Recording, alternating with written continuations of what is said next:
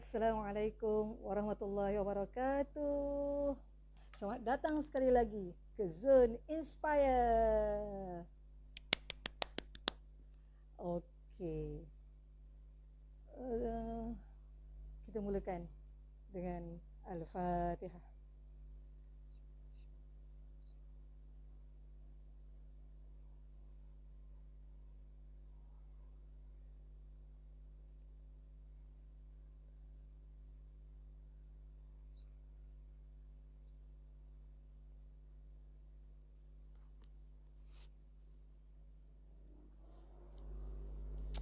Kepada semua yang bersama-sama dengan Inspire malam ni, Alah mengucapkan selamat datang.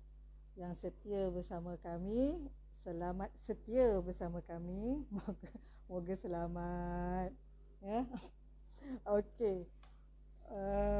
Malam ini, sebagaimana yang dijanjikan, kita akan bercerita tentang ikhlas. Ikhlas. Ikhlas ni macam mana yang kita maklum adalah satu yang sangat sukar sebenarnya, kan? Yalah, dia kadang-kadang dia kembali pada kita jugalah, kan? Kita tanya diri kita, selama ni banyak mana benda yang kita buat ikhlas? Lagi banyak ikhlas ke lagi banyak tak ikhlas? Okey, kita tanya diri sendiri, kalau macam Alang, susah juga, kan? Kan kalau cakap tak ikhlas sekarang, orang cakap dah tua-tua tak ikhlas lagi.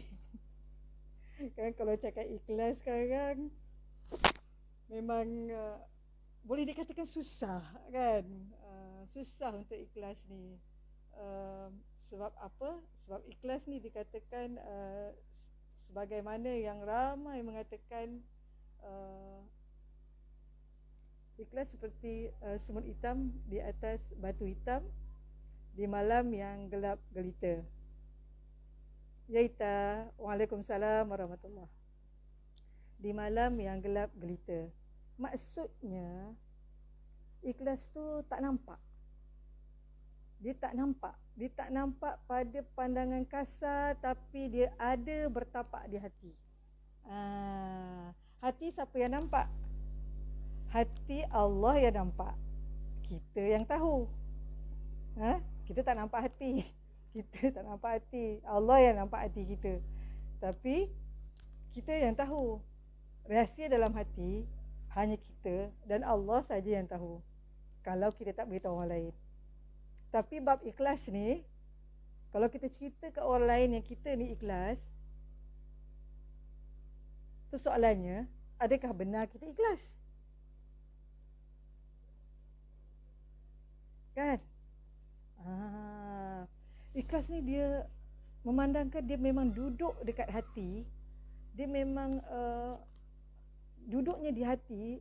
Jadi untuk dia lepak elok-elok dekat hati tu, dia sukar.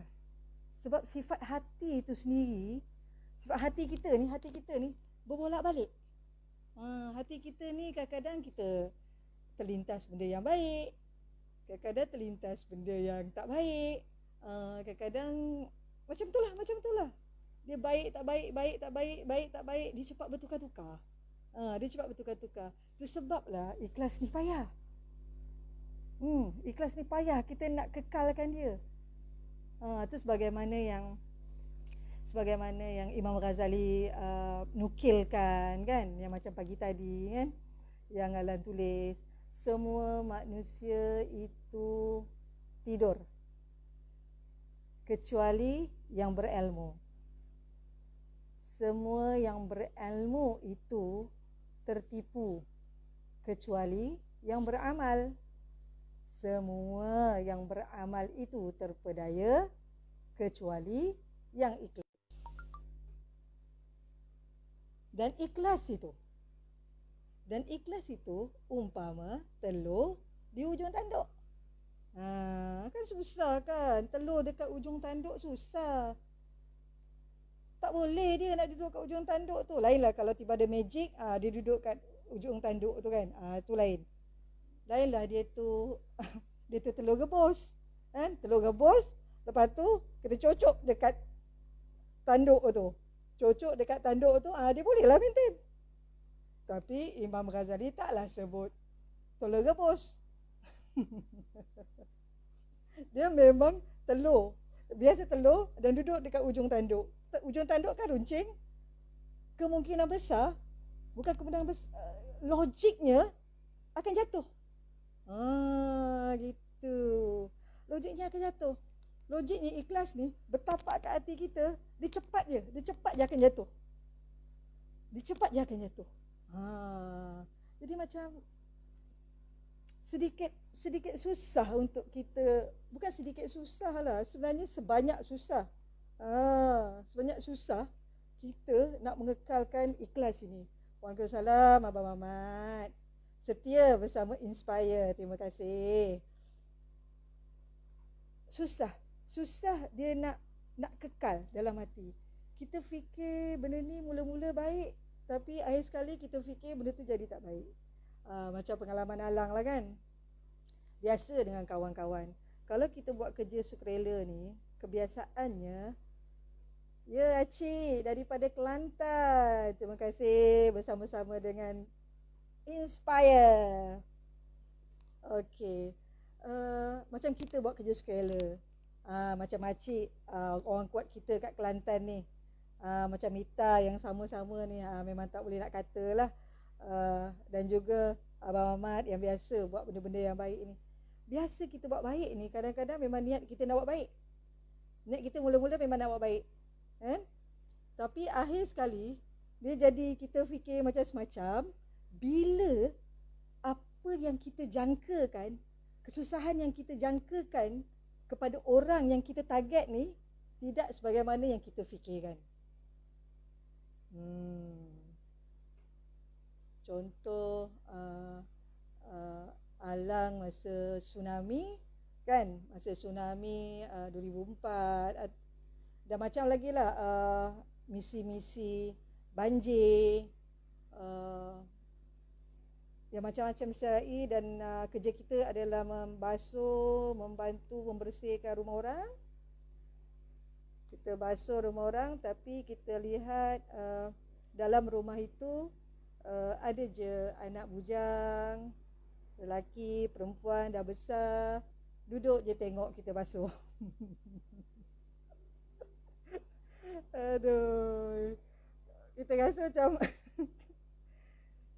aduh, tolonglah sekali orang bersihkan rumah dia kot, kan? Bersihkan rumah dia, dia boleh tengok dia sambil merokok, tengok. Jadi macam mula kita datang ni ikhlas ni. Kita datang ni ikhlas ni, nak tolong ni, semangat, wajar untuk membantu orang yang memerlukan. Tapi tiba yang kita tengok, tidak sebagaimana yang kita jangkakan, kan? Ala yakin pengalaman ni kawan-kawan lain pun ada merasainya, confirm ada merasainya. Ya, selamat petang. Hihihi, Yus. Ada merasainya. Selain daripada itu, kan, contoh Alang cerita yang Alang dulu ya, Alang contoh. Pernah Alang bagi ceramah, seingat Alang ini tahun, dah lama sangat. Tahun 2008, 2009 macam tu. Alang dijemput oleh satu organisasi, kan. Alang tahu, dan organisasi itu pun tulis dari situ bersama dengan jemputan ini, pihak kami ada beberapa macam manfaat lah yang pihak puan akan perolehi. Yang pertama, honorarium, kan. Okeylah, kita memang suka bercakap, kita memang suka bagi ceramah, so benda tu okey. Lepas tu kalau dapat honorarium, lagilah okey kan, menyuntik motivasi. Lepas tu Alang pergilah, Alang pergi. Alang pergi masa tu Tok Alang pukul 9 sampai pukul 11. Pukul 9 sampai pukul 11. Lepas tu Tuk nak dekat pukul 11 tu, dia kata top presenter speaker yang selepas Alang, dia kata orang tu tak dapat datang, boleh tak Alang ganti? Okey, no problem. Boleh. Tajuk apa? Okey, tajuk ni sekian. Waalaikumsalam. Kak Ai ni langat. Kak Ai ni seorang ibu bisnes buat kuih yang power. Okey, Nani. Okey. Jadi kita ni, jadi Alang ni, okey. Alang pun sambung talk. Daripada pukul 9 ke pukul 11. Lepas tu sambung. Pukul 11 hingga pukul 1. Lepas tu dia ajak Alang makan tengah hari. Tuk, masa dia ajak Alang makan tengah hari tu, dia kata, talk petang tu, pukul 2 sampai pukul 5, pun speaker tak datang. Boleh tak kalau puan ganti? Okey, tajuk apa? Tajuk sekian. Watala kata, okey, boleh. Boleh. Okey, maksudnya sekarang ni, Alang bagi talk daripada pukul 9 sehingga pukul 5. Okey? Lepas tu habis pukul 5 tu pula, Alang plan nak balik dah lah kan? Suara pun dah tak ada. Lepas tu boleh pula organizer ni cakap apa? Puan, malam ni pun tak ada penceramah puan. Boleh tak kalau puan bagi ceramah? Rasa macam nak pengsan. Sebab bayangkan 9, 10, 11, 12, 10, 11, 12, 1. Dapat jam lah. 2, 3, 4, 5. 3, 4, 5. Okey, dah 7 jam. Lepas tu tambah lagi malam. Pukul 9 sampai pukul 11. 9, 10, 11. 2 jam malam.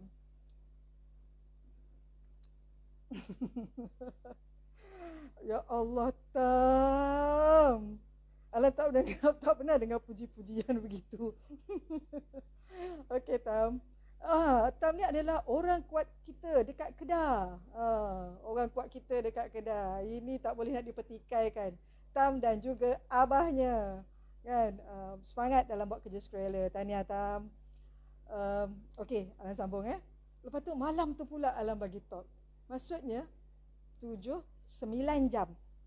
9 jam Alang bagi talk. Maksudnya gitu So Alang tengok, pasal mana kan bolehlah puan. Kami rasa puan boleh lagi ni. Banyak lagi isi yang puan kena share dengan kami ni.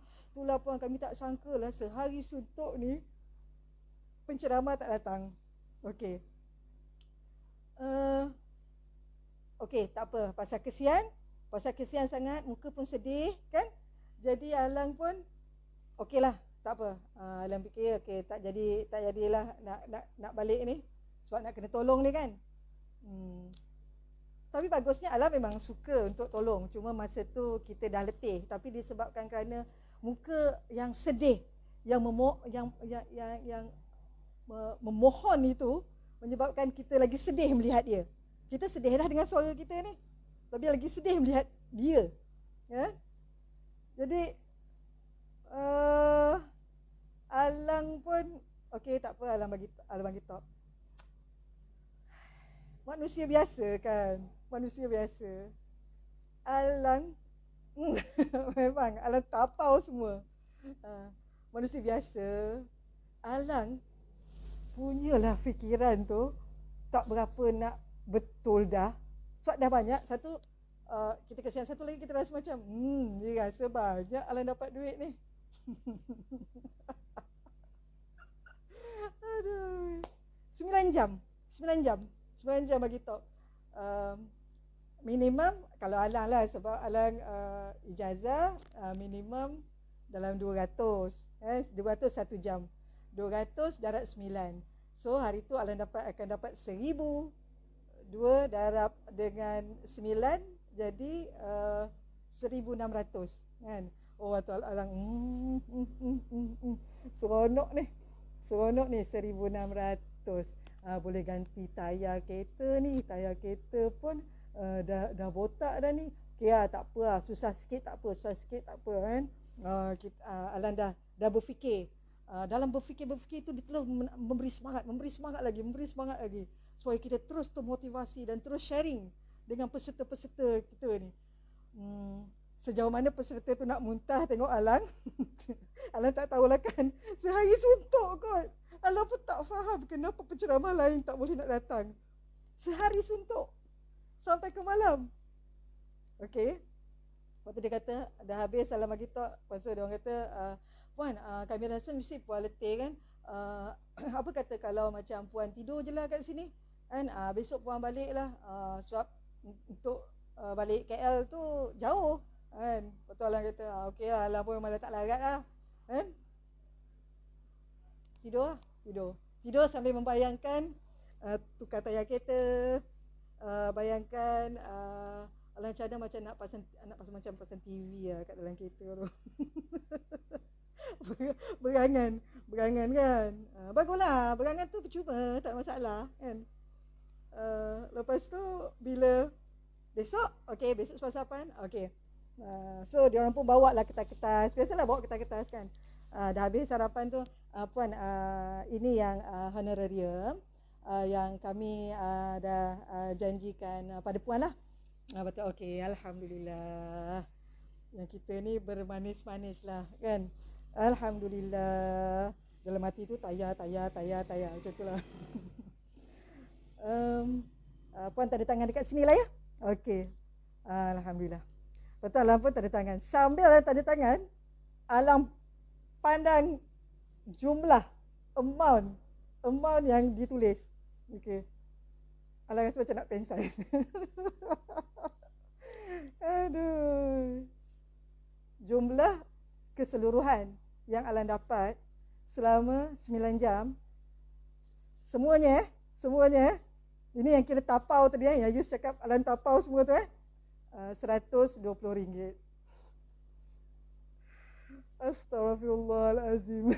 Masa tu Alan rasa macam aku ni RM120, tayar sebelah, tayar satu pun tak lepas. Allahu Akbar. Itulah dia. Itulah dia. Kan? Itulah dia. Kita buat sesuatu, kita aim lebih. Kita buat sesuatu sehingga kita tak ikhlas. Kita buat sesuatu, kita nakkan pulangan. Dan akhirnya Allah bagi kita pulangan tersebut. Pulangannya adalah RM120. Masa tu, okey, Alah macam tak boleh nak fikir. Lepas tu, okey, kalau RM120, yang Aita nak pingsan. Tapi tak apalah, kita, okey, Alhamdulillah, ada juga kan. Yelah puan, yelah pasal kami kira macam puan malam tadi puan dah tidur, jadi kita macam kira tolak tu lah, tolak apa tolak harga chalet tu lah kan. Sebab kami pun sebenarnya tak cukup bajet, tapi kami harap puan boleh terima lah kan. Allahu Akbar. Tapi benda tu mengajar Alam untuk ikhlas lah. Alang dalam hati Alang, pujuk hati Alang sepanjang jalan Alang balik ke KL tu. Hai Linda. Waalaikumsalam. Sepanjang jalan Alang balik KL tu, Alang minta Allah letak syukur tu dalam hati Alang. Betul, ikhlas tu penting tau, betul. Saya tak terima pula keadaan Alang ni, walaupun ni Alangnya cerita. Allahu Akbar.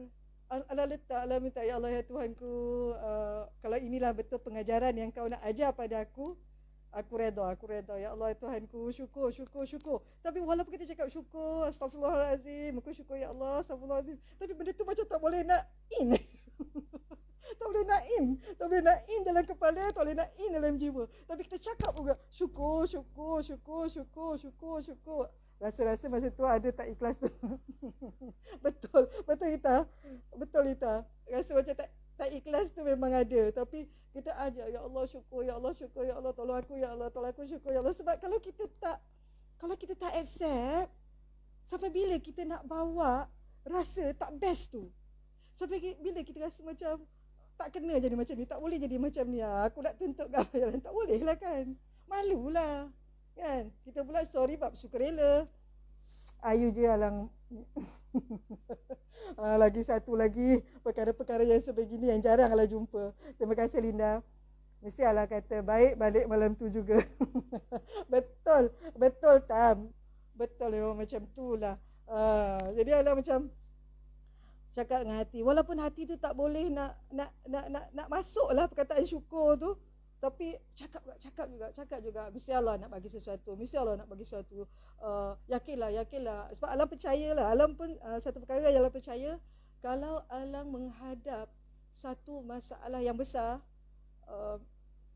dan Alang cuba accept masalah tu yang besar tu, insya-Allah Allah akan sediakan satu perkara yang baik untuk Alang. Itu Alang sangat percaya. Tapi dengan syarat kita accept. Lah kan. Accept lah. Walaupun kita membayangkan seorang muka organizer tu yang memujuk kita tu. Tak apalah. Syukur. Ya Nani, daripada ikhlas tak ikhlas, pernah experience benda ni. Nani punya cerita pun ada ni. Alang masih in lagi cerita Nani tu. Nanti Alang boleh nak share cerita Nani tu ya. Nani kejap tau. Okey. Alang cuba accept. Tarik nafas panjang-panjang. Tapi sebenarnya tarik nafas panjang-panjang pun dia tersekat tau. Sebab macam tak boleh nak accept. Tapi tak apa. Cuba. Paksa diri. Paksa hati. Dah lama, okey. Dah lama, dia tak okey pun dia kena okey. Dan Alang fikir positif. Kalau Allah merasakan bahawa Alang layak untuk terima banyak tu, maksudnya itulah yang Alang layak terima. Dan Allah memang sengaja tak menggerakkan hati diorang tu untuk bagi Alang lebih pada tu. Atau memang betul bajet dia orang memang banyak tu je. Tu sebablah orang lain tak datang. Jahat pula fikir kan. Kesian diorang, bajet diorang sikit je. Dia tengok kita boleh lebih kurang, jadi dia pun memanfaatkan kita. Dia bukan istilah mempergunakan, dia memanfaatkan kita. Okey.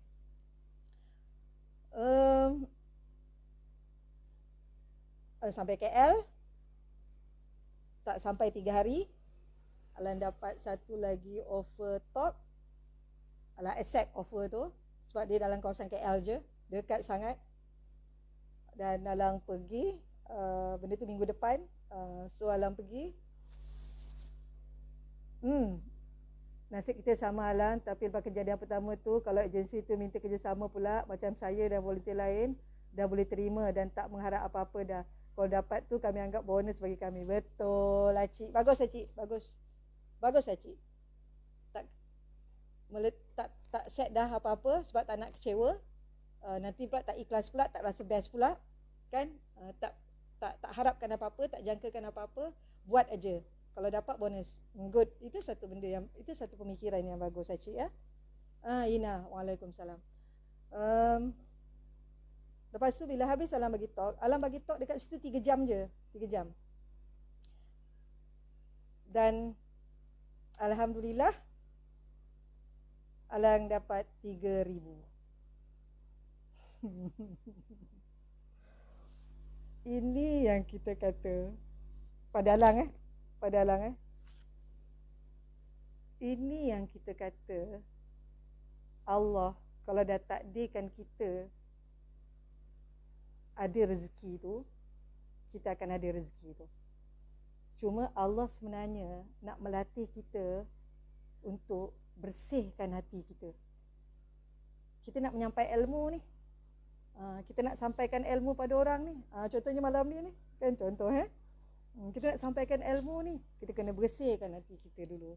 Kita tak payah nak fikir apa-apa, tak payah nak rasa macam aku buat sesuatu ni sebab sesuatu. Tidak, fikir seronok untuk share ilmu. Dan seronok juga kawan-kawan ni dapat juga sama-sama share ilmu. Macam ada pandangan-pandangan tadi kan, daripada Acik, daripada Tam, daripada Nani, Nani daripada Sabah Waalaikumsalam ya ni. Terima kasih ya ni ya. Terima kasih Ina ya. Dalam sibuk-sibuk sempat kat tengok ya. Okey. Macam kes Nani yang Alan cakap tadi, macam kes Nani, Alan ingat lagi, Alan sangat ingat sebelum dia berpindah ke Sabah, pernah satu ketika hari raya, Nani kan hari raya, Nani tak balik Sabah. Lepas tu tuk-tuk ada seorang caller ni, dia call salam, dia kata ada tak sukarelawan yang free masa hari raya, ya. Lepas tu orang kata okey, kita boleh cari. Kenapa tu? Okey, begini, saya dengan isteri saya dan anak saya nak balik kampung. Jadi kami rasa macam kami tak nak bawa mak kami ni, sebab ialah kan orang tua kan, macam-macam kan. Jadi kami prefer untuk tinggalkan dia. Boleh tak kalau siapa-siapa yang volunteer yang boleh tolong jaga dia? Kami pergi 3 hari. Saya rasa 3 hari lah. Hai Tika. Me too. Ya Aita. Kadang-kadang sebabkan perangai orang menyebabkan ikhlas kita tu hilang. Nyampah, benci, spoil. Punyalah jaga ikhlas tu, tapi disebabkan perangai orang hilang ikhlas tu. Betul, betul Ita. Betul tu sebab itu yang kita kata tadi. Ikhlas ni dia susah. Dia macam duduk atas tanduk telur ni. Telur tu adalah ikhlas. Dia macam duduk atas tanduk. Dia memang akan tergolek punya lah. Dia bukan kerana angin ke, kerana kedudukan tu tak stabil. Hati kita tu sendiri tak stabil. Ya. Si Tika ni banyak pula love dia. Ke rosak. Okey tak apa Kalau cerita pasal Nani tadi. Lepas tu Alan maklum bahawa Nani tak balik ke Sabah. Lepas tu Alan tanya Nani boleh tolong tak jaga mak orang ni. So Nani kata okey boleh, bagi alamat bagai-bagai. Nani pun pergilah jaga. Alan tak dengar berita apa pun daripada Nani. Tapi selepas balik daripada hari raya, Nani cerita apa? Nani cerita, ya Allah Rabbi, dia buat saya macam orang gaji lah. Punyalah cerewet. Punyalah cerewet. Kalau nak lap meja tu, bukan saja lap meja, kena lap, angkat alas meja tu, lap betul-betul meja tu. Bagi meja tu kering, baru letak alas tu. Tu contoh satu, cerewet. Bukan cerita lain lagi. Kita volunteer, tolong jaga. Tuk-tuk rupanya cerewet. Dalam hati padalah dia tak nak bawa. Okay. Jadi sorry dia ada call ni. Okey, tak apa. Sekejap ya. Sekarang ni ada call tau masuk. Tapi adakah benda ni dengar pada semua orang? Boleh ni tak? Ya. Okey. Okey, call dah berhenti. Boleh dengar ke call pada semua orang? Rasa tak kot Okey, Alan sambung cerita Alan sambung cerita. Oh, sorry. Perkara ini tak pernah berlaku, tiba hari ini berlaku. Betul, ya Nani. Tapi saya belajar cara bersihkan rumah betul-betul tau. Yap. Mula-mula kita rasa, of course, mungkin macam Nani, kita meluahkan perasaan kita yang macam sedikit ketidakpuasan disebabkan kerana kita di setting begitu. Sebab kita dibuat seperti orang gaji. Ya.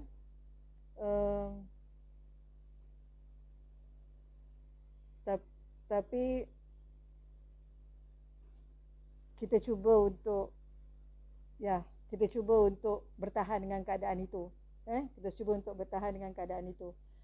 Dan akhir sekali macam Nani cakap tadi, sekurang-kurangnya Hikmah yang dia dapat adalah dia dapat ilmu cara membersihkan rumah dengan betul. Itu lebih, itu bagusnya dalam kerja volunteer ni. Dalam keadaan kita sakit, dalam keadaan kita jerih, perih kita ni, dalam keadaan tersebut kita alhamdulillah ada perkiraan positif. Ada perkiraan positif yang kita boleh buat. Begitu. Ni apa lagi ni? Ingatkan lagu Lata dari cerita Nani tadi. Ya, dengar sedap caller ringtone-nya. Macam nak berjoget. Aduh. Itu cerita. Itu. Ikhlas hakikatnya begitu. Dia memang cuma kita sama ada kita nak pujuk hati kita ataupun kita nak bagaimana. Kita nak teruskan dengan perasaan kita yang rasa tak best ataupun kita nak bagaimana. Okey, sekarang ni Acik cakap, sekarang ni tiap kali saya nak buat program apapun, macam kami minta dana dengan mana-mana individu, badan swasta ataupun kerajaan, semua dipermudahkan. Dengar aja Salam Kelantan, semua bermurah hati. Mungkin ini kod hikmah dan nikmat yang kami lalui. Alhamdulillah. Tahniah Acik. Dah sampai tahap yang sebegitu. Kalau Salam Kelantan minta dana, mudah dapat. Disebabkan kerana kita telah menunjukkan sikap kita yang tidak berkira. Namun sikap yang tidak berkira itu tidak pernah terjema pada diri kita untuk buat kerja secara berkira. Oleh kerana itu, orang pun tidak berkira-kira. Kan? Gitu. Hakikatnya, kalau mana-mana kawan-kawan, kalau mana-mana yang berada di sini dan yang akan mendengar selepas ini, ikhlas ini, macam kita kata, jika kita dah boleh setting dalam diri kita, kalau kita buat baik, kita jangan fikir macam-macam. Kalau kita buat baik, kita jangan target macam-macam. Kalau kita buat baik, kita jangan harapkan apa-apa. Kalau kita buat baik, kalau tiba-tiba tak dapat apa yang kita nak, tak dapat sebagaimana yang kita jangkakan, cari satu ruang yang positif yang lain. Itu bagus. Kalau kita dapat berfikir begitu, itu sangat bagus. Kerana hakikatnya ikhlas tu memang payah. Kan? Ikhlas tu memang payah. Dalam saat-saat kita buat baik tu memang payah. Sebab kita kena maklum bahawa hati kita tu pun memang payah juga, kan? Dia ada je terfikir yang bukan-bukan. Sebab kalau orang tak bisik kat telinga, setan bisik kat hati. Kan? Jadi memang susah. Itu sebablah bab ikhlas ni ada yang menggambarkan bahawa ikhlas ni umpama khusyuk dalam solat. Khusyuk dalam solat. Sejauh mana kita boleh khusyuk dalam solat? Kalau khusyuk itu susah, bermakna ikhlas dalam perbuatan pun susah. Kalau khusyuk itu berat dan selalu menerima gangguan, ikhlas pun berat dan selalu terima gangguan. Itu sebablah Hamka berkata apa? Ikhlas ni umpama nyawa dalam badan. Dia adalah nyawa dalam badan. Kalau ikhlas tak ada, nyawa badan kita akan jadi bangkai. Dan bangkai itu tanam aja hukum dia. Tak berguna, dimakan ulat. Itu tamsilan yang pada alang berat lah. Pada alang sangat berat. Kan? Maksudnya kita ni kalau tak ada ikhlas, langsung tak ada ikhlas, memang langsung tak berguna. Itu ni. Lepas tu kita fikir balik. Habis selama ni aku payah nak ikhlas, jadi aku ni tak berguna lah. Aduh. Jangan risau. Jangan tunggu, kita tak akan tunggu khusyuk baru kita akan solat. Tak. Kita akan solat aja. Sama ada khusyuk atau tidak, itu perkara yang kedua. Kita akan solat. Kita kena solat. Sebab dengan solat baru kita dapat khusyuk. Tak solat, memang tak akan dapat khusyuk. Tapi kalau tak dapat khusyuk, kita tetap solat. Buat saja baik. Kalau ikhlas tak datang, buat saja baik.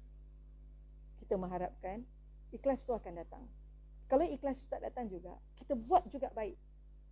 Supaya baik tu biasa dalam hati kita, biasa dalam diri kita, dan menyebabkan melatih diri kita, melatih hati kita untuk terus berbuat baik. Kalau kita terbuat silap, kalau kita terfikir silap, hati kita akan ingatkan kita balik. Mental fikiran kita yang dah biasa tengok benda yang baik ni akan tak boleh buat macam tu, jangan buat macam tu. Ada yang akan mengingatkan kita. Kalau kita ada klik yang bagus tu akan ingatkan kita. Kalau klik kita adalah biasa dalam buat kerja-kerja yang baik, kita akan selamat dalam sentiasa buat kerja yang baik. Disebabkan kadang-kadang kita membawang sewaktu kita buat kerja yang baik, tapi kita terus buat kerja yang baik. Tapi ingat membawang tu salah gak tu, kan? Tapi kalau bawang tu sesama kita nak membaiki, kan? Nak membaiki kesilapan ke, nak baiki apa yang tak sepatutnya berlaku ke, itu okey, itu bukan bawang, itu namanya perbincangan. Okey. Itu keadaan itu. Tapi apa-apa pun, memang kita kena paksa diri untuk terima keadaan. Bila kita dah buat baik, tiba-tiba balasannya adalah kurang baik. Kita cuba untuk maintain. Buat baik. Cuba untuk maintain, ya Allah, tolong ya Allah, tolong ya Allah. Jangan bagi aku fikir macam-macam, ya Allah, jangan aku fikir macam-macam. Kan? Sebab sebagaimana hadis Rasulullah sallallahu alaihi wasallam, Rasulullah punya hadis salah dicatat begini, dia riwayat Ibnu Majah. Rasulullah sallallahu alaihi wasallam bersabda, Allah tidak akan melihat semua amalan melainkan amalan tersebut dilakukan dengan ikhlas dan mengharapkan keredaan Allah. Habis kalau selama ni kita tak ikhlas, Allah tak terima lah. Allah tak terima. Kita pun tak dapat keredaan. Bahaya kan? Kita jangan fikir macam tu. Kita jangan fikir yang perkara itu. Sebab Allah itu adil sifatnya. Allah tidak zalim. Jika contoh buat baik ni seperti contoh orang mengaji Al-Quran lah. Kalau kita mengaji Al-Quran, bacaan kita bagus, lengkap dengan tajwidnya, ada bonus pula dengan taranumnya, orang pula suka dengar kita membaca. Itu adalah satu perkara yang sangat bagus. Tetapi kalau kita tak bagus mengaji, kita merangkak-rangkak, tapi kita usaha juga untuk merangkak-rangkak dan mengaji. Di situ ada satu hadis Rasulullah yang mengatakan kita dapat pahala dua. Pertama, kita mengaji. Yang kedua, kita sanggup bersusah-susah untuk mengaji. Padahal begitu juga dengan kebaikan. Mengaji itu adalah kebaikan kan? Begitu juga kebaikan yang dibuat. Kalau kita bersusah-susah buat baik, meskipun ikhlas itu tak tiba, tapi kita bersusah-susah untuk buat baik, insya-Allah ada ganjaran yang baik untuk kita, insya-Allah. Kan? Jangan rasa seperti perkara ini menggusarkan, tapi hakikatnya benda ini akan memotivasikan kita untuk menjadi lebih baik dan lebih baik lagi. Ya. Jadi kita kena, untuk kita menjadi lebih baik lagi, kita kena tengok, kita kena elakkan perkara-perkara yang mengundang untuk kita jadi tak berapa nak bagus ni, tak berapa nak ikhlas ni. Kita kena elakkan perkara-perkara yang dicirikan sebagai tidak ikhlas. Apa perkara-perkara itu? Antara perkara-perkara yang ditulis oleh hukama, oleh ulama, antaranya adalah kita buat baik, kita tak sukakan pujian. Kita buat baik, kita tak sukakan pujian. Kalau kita buat baik, kita suka pada pujian, itu sebenarnya tanda kita tak ikhlas. Bahaya kan? Sebab kita suka je kena puji. Kan? Kalau ada membaca satu riwayat tu, Rasulullah kalau dipuji, Rasulullah balik dengan pasir.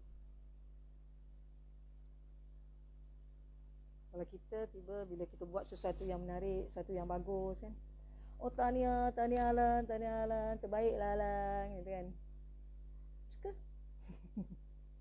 Suka orang puji. Kalau kita orang cakap tahniah, orang cakap terima kasih. Kalau tak ada engkau memang susahlah, engkau lah nyawa kita orang kan. Okey, sama-sama. Tapi dalam hati berbunga-bunga kan. Kita berjaya, kita dapat apa yang kita nak, kita buat benda yang bagus, orang nampak, orang puji, buat yang benda yang bagus, target group nampak, buat benda yang bagus, pihak penaja rasa seronok dengan kita dan puji kita, dan kita rasa berbunga-bunga, naik ke langit.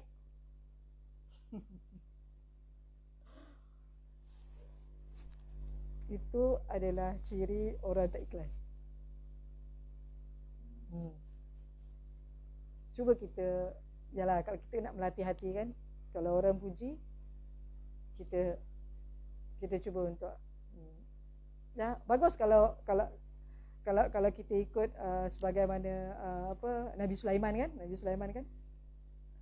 Nabi Sulaiman adalah nabi yang mempunyai kekuasaan yang sangat luas kan. Dia boleh mengurus, mengawal semua yang ada di bumi ni kan, termasuk burungnya lah, termasuk haiwan, termasuk jin. Dia boleh mengurus semua itu, dan semua tu tunduk di bawah kekuasaannya. Dan apabila dia tanya, dia berkata bahawa ini bukan kuasa yang aku ada, tapi ini adalah nikmat daripada Allah Subhanahu Wa Taala. Dia naik hingga ke langit ke-7. Klien-klien saya so naik langit ke-7. Klien ni memang tak boleh naik petikai kan. Memang hebat. Kalau nak langit tu ada 70 pun, dia naik sampai 70 kan Ina. Itu adalah kelebihan mereka kan. Itu Nabi Sulaiman kata, kalau kita setakat apalah yang kita berjaya kat dunia, setakat apa yang kita dapat kat dunia, jika kita dapat mencontohi kehebatan Nabi Sulaiman berfikir itu, jika alhamdulillah. Jangan kita jadi macam Qarun kan. Qarun yang akhirnya ditenggelamkan oleh Allah, dia bersama dengan harta-hartanya. Dan Qarun berkata apa semasa zaman kemuncak dia, semasa kehebatan dia itu? Dia berkata, apa yang ada padaku adalah kelebihan yang aku miliki, dari usaha yang aku buat. Dia tidak pun menyandarkan benda tu pada nikmat Allah. Kita cubalah kan. Sebab manusia logik manusia memang suka sangat dihargai. Itu adalah perkara yang kalau dalam teori Maslow penghargaan tu adalah perkara asas untuk sebagai manusia, perkara asas yang diperlukan oleh manusia. So kalau orang cakap terima kasih, kalau orang cakap bagus, kalau orang menghargai apa yang kita buat, kita akan suka. Tapi hakikatnya kalau ikhlas, perkara tu seboleh-bolehnya jangan kita rasa perkara itu. Sebab kalau kita rasa perkara tersebut, kita akan bersandarkan segala yang kita buat tu kepada puji-pujian, kepada penghargaan. Dan satu ketika kalau kita buat, kita tak dihargai, so mana kita nak campak diri kita? Kita akan kecewa kan? Kita akan kecewa. Itu sebablah baik ke Kita sandarkan kepada Tuhan kita sandar pada Allah. Buruk ke, kita sandar juga ke Allah. Bukan kata Allah buat benda buruk, tak. Kita sandar pada Allah, kita lihat perkara buruk ni bagaimana dan bagaimana kita nak atasi untuk Allah meredai perjalanan hidup kita. Itu. Sama-samalah. Alang tak cakap Alang macam Alang cakap lah. Alang tak cakap Alang ni tak suka dipuji. Logik manusia suka dihargai kan. Tapi kita cuba untuk tidak menyandarkan perkara tersebut supaya kita ada sikit-sikit ciri ikhlas tu ada kat kita lah. Kalau tak 100%, 30% ada tu, kira sudah satu usaha. Ajar lagi dia. Latih lagi dia untuk sandarkan semua perkara tu pada Allah. Itu satu ciri Ciri orang sukakan pujian adalah ciri orang yang tidak ikhlas. Selain daripada tu, dia tak suka menerima celaan. Orang yang tak ikhlas, dia tak suka terima maki, terima penghinaan, terima celaan. Dia tak suka. Dia nak puji je. Ini pun kita kena hati-hati kan. Kalau kita tengok ada satu cerita yang masyhur kan, zaman Rasulullah sallallahu alaihi wasallam. Alah rasa semua orang maklum dengan cerita ni. Rasulullah sentiasa selalu bagi makan dekat seorang Yahudi buta. Tapi Yahudi buta tu selalu kutuk Rasulullah. Hari-hari Rasulullah bagi makan, hari-hari dia kutuk Rasulullah. Sebab dia tak nampak yang bagi makan dia tu siapa. Dia kutuk lah, macam-macam dia kutuk. Tapi Rasulullah terus suap makanan. Tadi Rasulullah tonyok. Kan? Ni ada ikan ni, aku bagi dia tulang ikan. Tak buat macam tu. Rasulullah bagi dengan lemah lembut. Rasulullah tak terkesan pun dengan celaan. Rasulullah tak terkesan pun dengan makian, penghinaan. Tak terkesan pun. Rasulullah bagi. Dan saat Rasulullah meninggal, dah tak ada dah orang yang menyuapkan makanan. Tapi Saidina Abu Bakar tahu Rasulullah selalu bagi dekat orang tua tu. Lepas tu Saidina Abu Bakar menggantikan tempat Rasulullah. Saat Saidina Abu Bakar menyuapkan Yahudi buta itu, saat itu Yahudi itu berkata, ini bukan orang yang selalu bagi makan pada aku. Sebab cara dia dimaklumkan dalam ada satu cerita tu, cara dia melumatkan makanan tu. Cara melumatkan makanan tak macam ni. Mana orang yang bagi makan kat aku? Mana? Kau ni bukan. Mana orang yang bagi makan aku hari? Mana? Sayyidina Abu Bakar berkata apa? Baginda telah wafat. Siapa dia? Dia adalah Rasulullah sallallahu alaihi wasallam. Menangislah Yahudi buta tu. Kalau cerita Piramli Kasim Selamat menangis-nangis jadi buta kan. Dia pasal dia dah buta, jadi tak adalah dia buta. Tapi dia menangis. Dia nangis dan akhirnya dia mengucap syahadah. Lihat efek kesan daripada ikhlas Rasulullah sallallahu alaihi wasallam. Tu contoh. Kalau kita lihat pejuang-pejuang tanah air kita kan, Alang ada baca tadi, ada satu buku Alang baca berkaitan dengan seorang ni, dia adalah ulama Indonesia bernama Amirullah.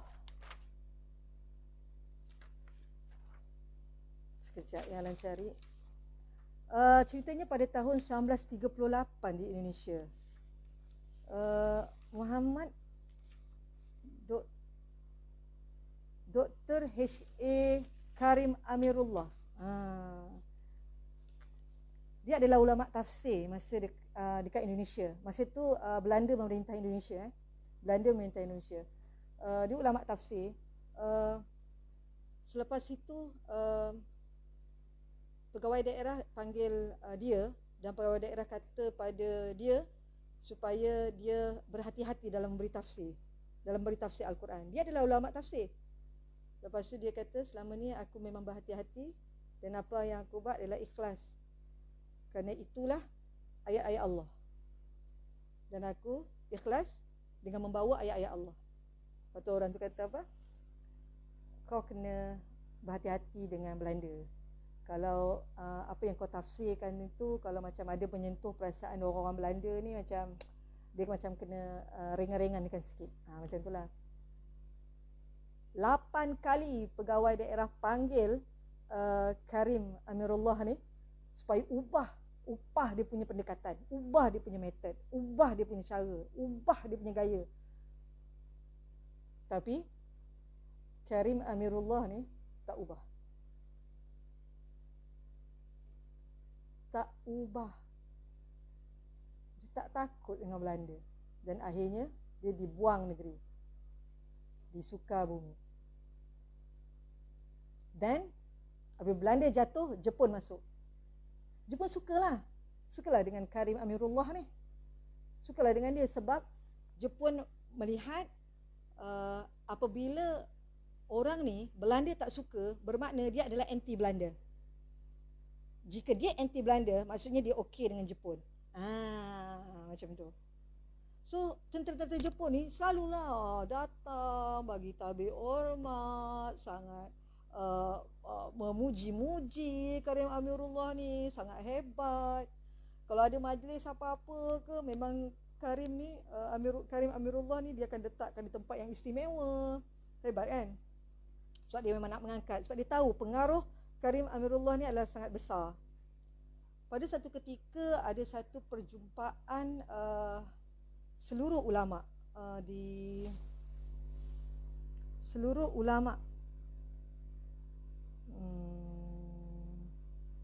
di Kabupaten Bandung, di Kabupaten Bandung. Dan dia diletakkan di macam VIP lah, tempat duduk dia ada VIP. Saat itu matahari semakin meninggi. Dan saat itu dapat arahan bahawa semua kena bangun. Bila semua kena bangun, semua kena tunduk ke arah matahari. Yang mana ke arah matahari itu adalah negara Jepun. Setting dia macam tu, ke arah matahari. So semua kena tunduk macam rokok. Semua ulama bangun dan rokok. Semua. Kecuali Karim Amirullah.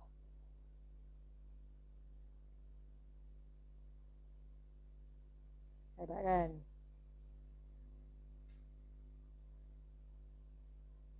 Bila dia tanya,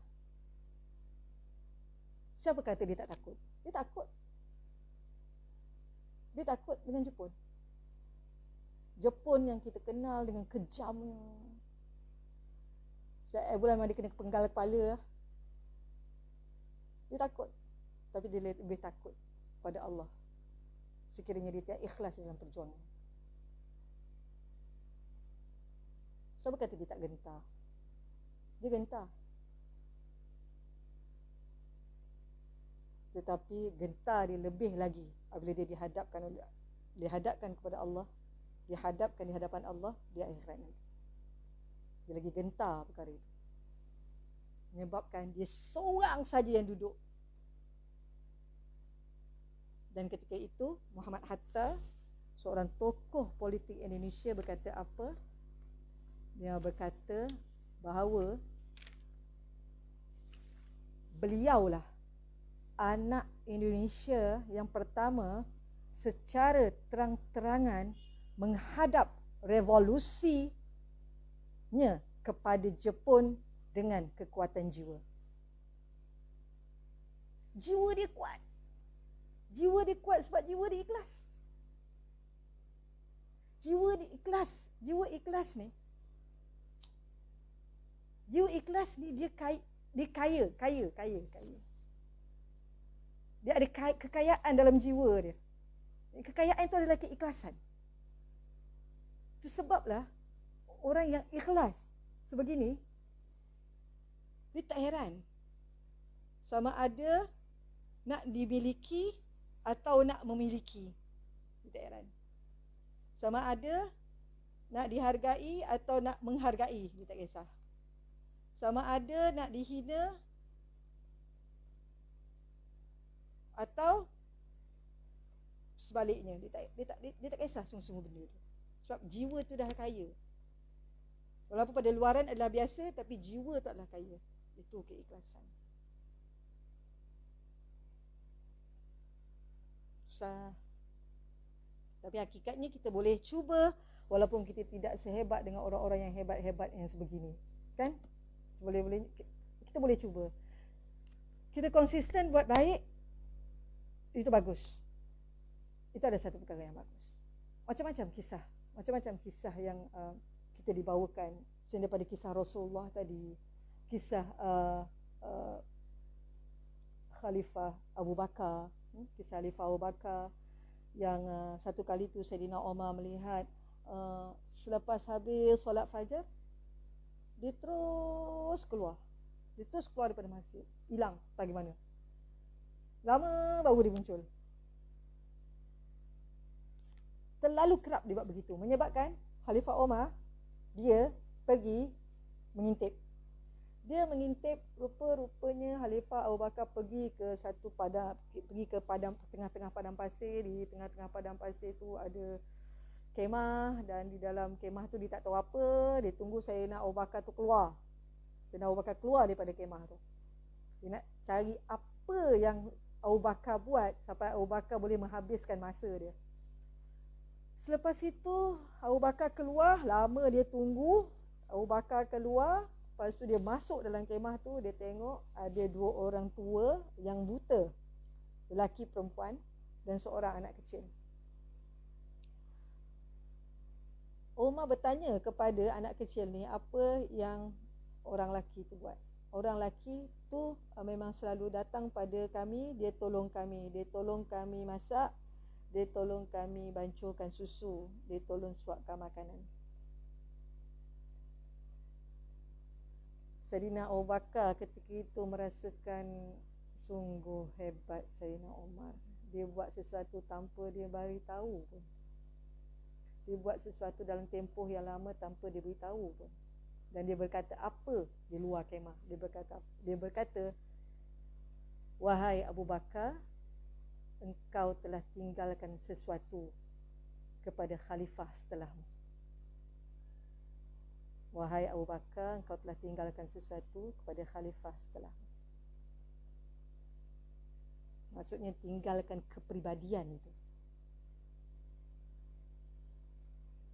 Begitu juga dengan kisah Sayyidina Umar.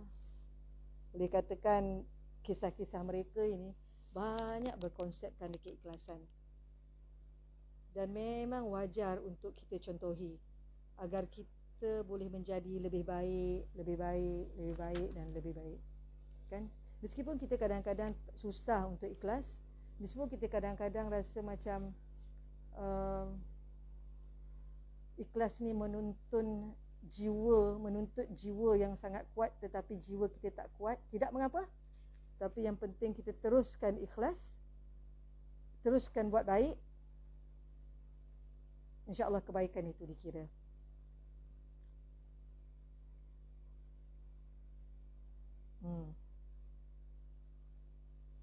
Ya, okey. Selepas itu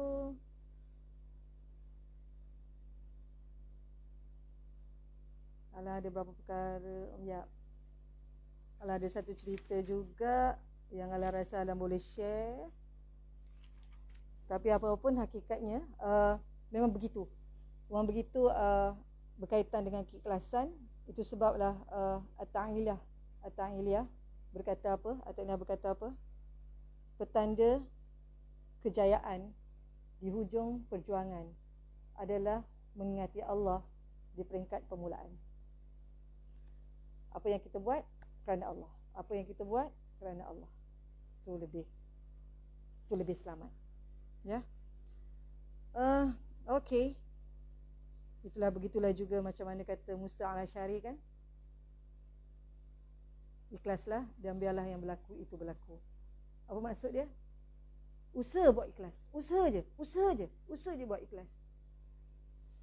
Dan biarlah sama ada yang berlaku sebab kita ikhlas tu benda yang kita ingini atau benda yang kita tak ingini, biarlah dia berlaku. Jangan kita ambil kisah langsung dengan perkara yang kita dah buat selepas kita ikhlas. Sama ada benda tu jadi bagus atau benda tu jadi tidak bagus. Yang penting kita ikhlas.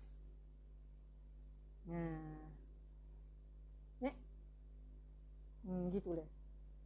Okey. Dah pukul 10. Maksudnya dah 1 jam. Alam bersama dengan korang semua. Dan Alam mengharapkan bahawa kita semua dapat sesuatu yang bermanfaat.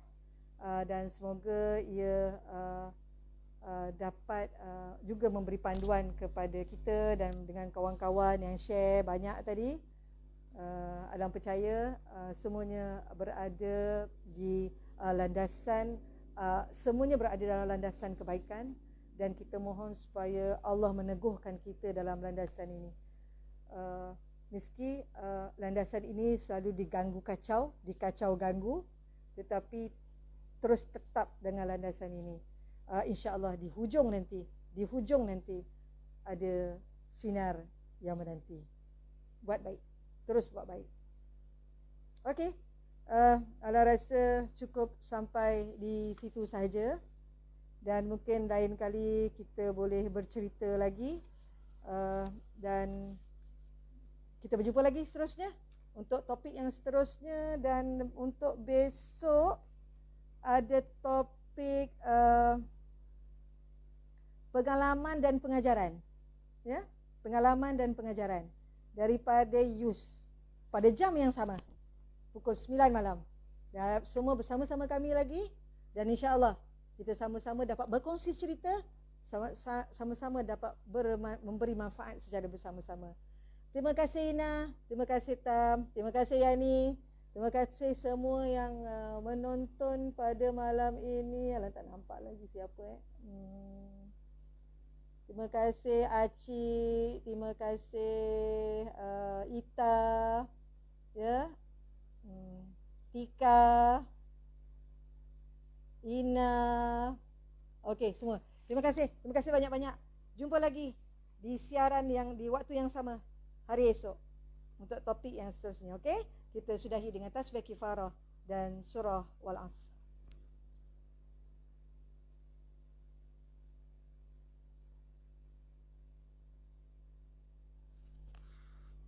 Assalamualaikum.